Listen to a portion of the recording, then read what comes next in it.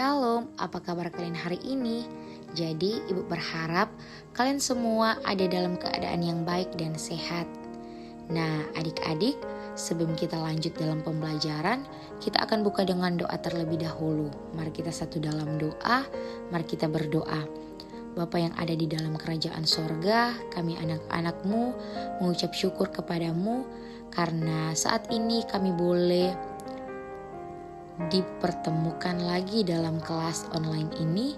Biarlah Engkau memberkati kami agar pembelajaran ini boleh kami pahami dan mengerti. Terpujilah nama-Mu Tuhan, kami berdoa dan mengucap syukur kepadamu. Amin. Nah, sebelum kita memulaikan pembelajaran, silakan adik-adik menyiapkan alat tulis menulis untuk mencatat materi yang akan diberikan. Jadi, Ibu berharap adik-adik sekalian mendengar pembelajaran ini dari awal hingga akhir materi yang Ibu berikan kepada adik-adik sekalian, bisa adik-adik mengerti dengan baik. Nah, jangan lupa di akhir video Ibu akan memberikan tugas. Jadi, Ibu berharap adik-adik mengikuti pembelajaran ini dengan baik. Baiklah adik-adik yang ada di rumah, kita langsung saja dalam materi kita hari ini dari bab 1 yang berjudul Indahnya Mengampuni. Sambil kalian mendengarkan video ini, Ibu ingin kalian sambil mencatat. Jadi menurut kalian apa arti mengampuni?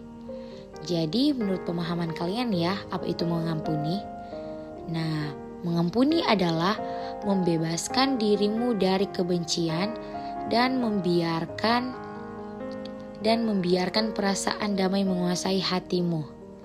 Nah, mengampuni artinya kita memaafkan seseorang atas kesalahan yang dilakukannya dan tidak mengungkit kesalahan itu lagi.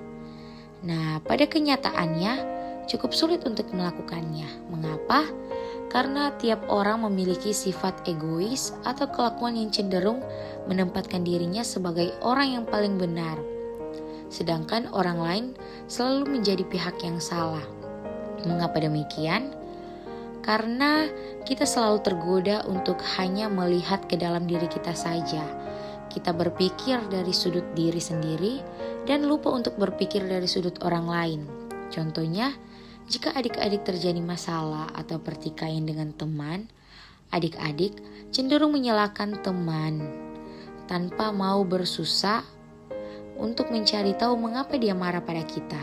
Padahal kemungkinan ada perbuatan kita yang tidak berkenan baginya. Nah, adik-adik, selanjutnya yaitu pengampunan adalah sebuah keputusan dari hati, dan mengampuni tidaklah mengubah masa lalu, melainkan mencerahkan masa depan. Artinya pengampunan yaitu yang diberikan tidak berarti menghapus masa lalu karena semua sudah terjadi. Dengan mengampuni, seseorang dibebaskan dari beban kebencian dan hati terasa damai. Dengan begitu, langkah ke depan menjadi lebih cerah. Nah, selanjutnya yaitu cara mengampuni. Jadi cara mengampuni itu ada 3. Yang pertama itu berdoa, bersikap objektif dan mengampuni. Nah, berdoa adalah hal yang terutama ialah membawa pengampunan itu kepada Allah, biar Tuhan yang bekerja dan memimpin setiap kehidupan kita untuk bisa mengampuni. Dan bersikap objektif yaitu mengoreksi pada diri sendiri akan kesalahan atau kekurangan yang menyebabkan kebencian, kemarahan, dendam terhadap orang lain. Nah, yang ketiga yaitu mengampuni. Jadi, mengampuni yang lahir dari hati yang tulus dan niat hati yang baik. Nah, teman-teman, Tuhan membantu untuk kita untuk mengampuni sesama, bahwa Tuhan memberi hikmat supaya dapat mengampuni orang lain dan bersedia mohon maaf pada orang lain atas kesalahan yang dilakukan terhadap orang lain. Atau jangan kita mengandalkan kekuatan kita sendiri. Nah, selanjutnya, mengapa kita harus mengampuni?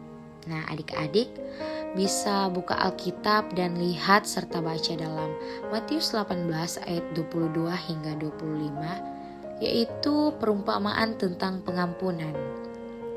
Nanti adik-adik baca dan lihat, yaitu perumpamaan tentang pengampunan. Nah, ini mengajarkan bahwa pengampunan Allah diberikan secara cuma-cuma kepada semua orang berdosa yang bertobat, maka kita harus mengampuni sesama.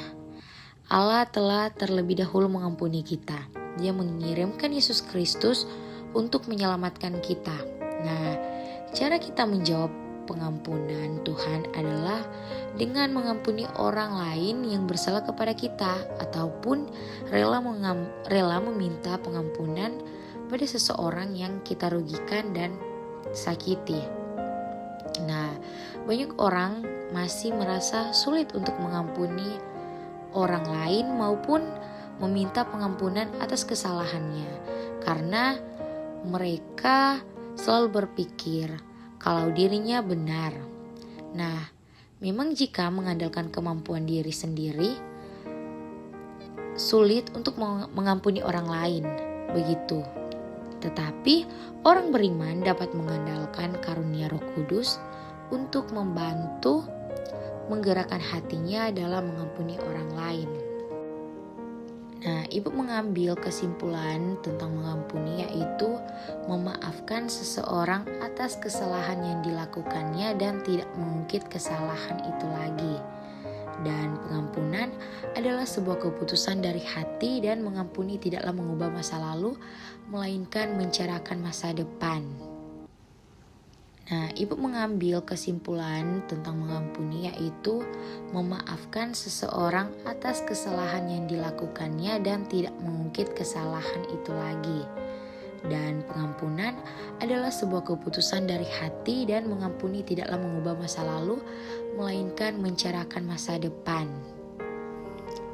Sampai di sini pembelajaran kita adik-adik. Nanti minggu depan kita akan lanjutkan lagi. Di sini Ibu akan memberikan tugas, nanti adik-adik mengerjakan tugas dan mengumpulkan di Google Classroom. Ibu sudah share link Google Classroom-nya di grup mata pelajaran PAK kelas 7 adik-adik sekalian.